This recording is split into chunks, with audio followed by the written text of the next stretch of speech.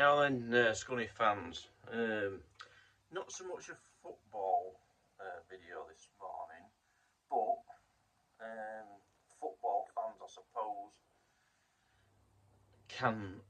will be a part of this, I'm sure, up and down the country. It won't have escaped anybody's notice what's been going on up and down the country in our towns and cities.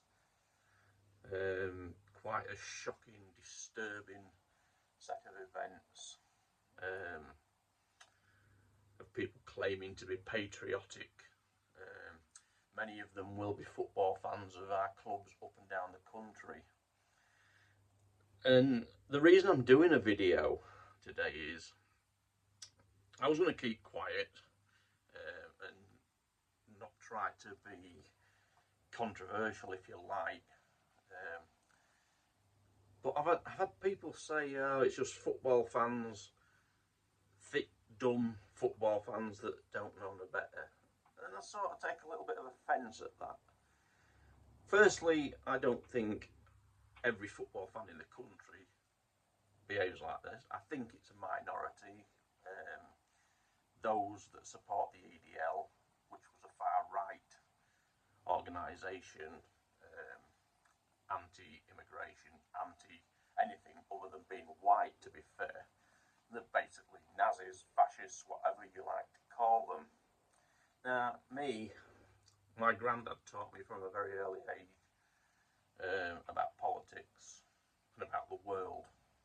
He taught me about the Second World War. He taught me about the Spanish Civil War, which was the first real fight against fascism, of which Hitler and Mussolini helped Franco in Spain. Franco won and then went on to treat Spanish people shockingly and run as a dictator right up till 1975. But I'm not going off the subject too much. I just wanted to say these people don't represent me as a football supporter. I believe all of us that are civilised and speak on behalf of all humanity, irrespective of what community you come from. If you come from an ethnic minority, if you're a Muslim, if you're a Christian, if you're Jewish, whatever you might be, as human beings, we all need to stand together. The faults in society that are hurting people are not people that come to our shores. Most of them come that are fleeing horrendous situations, generally caused by countries in the West, particularly America and ourselves, with such likes as Iraq, Syria, Afghanistan, etc. Many of those people that are fleeing those situations come to our borders, hopefully for some safety. The fact that the Tory government didn't sort out asylum properly by processing these people. They had the chance to set it up on the French side where people could be documented, and if they came from any of those countries, they could instantly get asylum in this country. They wouldn't need to be put up in hotels. They could go straight into jobs. God, we're crying out for a workforce in so many sectors. There's about a 40,000 shortfall in the NHS alone, maybe more.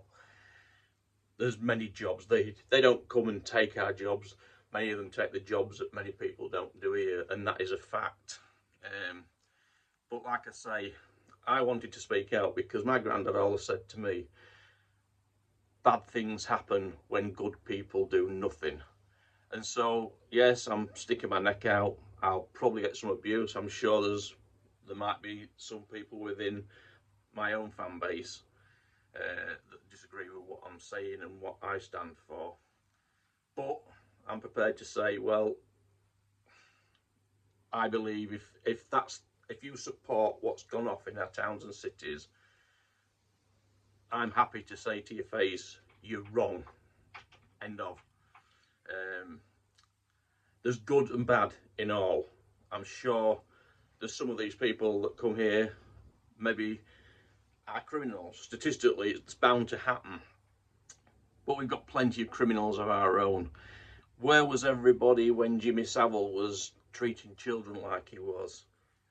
Rolf Harris, Gary Glitter, Huntley, the Moira Hindleys of this world were littered with them. You don't have to be of Asian descent. You don't have to be black. You don't have to be...